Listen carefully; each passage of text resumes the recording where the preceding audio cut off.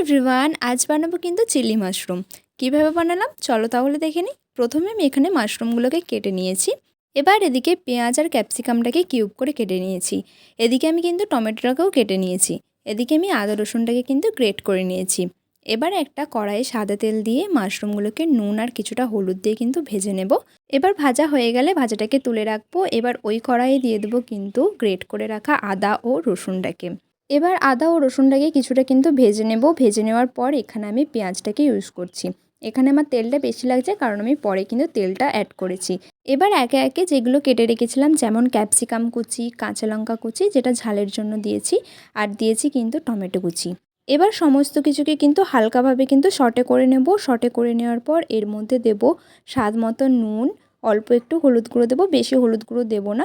আর দেবো কিন্তু লঙ্কার গুঁড়ো। লঙ্কার গুঁড়োটা তোমরা তোমাদের স্বাদ মতো দিও। আমি এখানে কিন্তু 2 চামচের মতো লঙ্কা গুঁড়ো ইউজ করছি। এবার একটা সস বানিয়ে নেব, যেখানে red chilli sauce, green chilli sauce, soya sauce আর দেবো কিন্তু টমেটো সস। সমস্ত কিছুকে একসঙ্গে মাখিয়ে নিয়ে কিন্তু শটের ওপরে দিয়ে দেবো।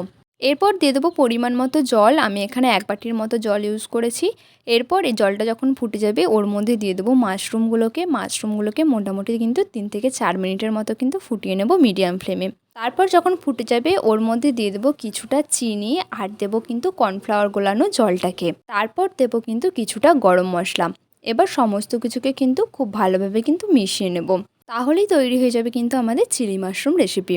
এই চিলি মাশরুম রেসিপিটা কিন্তু আমি রাইসের সাথে সার্ভ করেছি, খেতে কিন্তু খুব ভালো হয়। তোমরা অবশ্যই কিন্তু একবার এটা ট্রাই করো।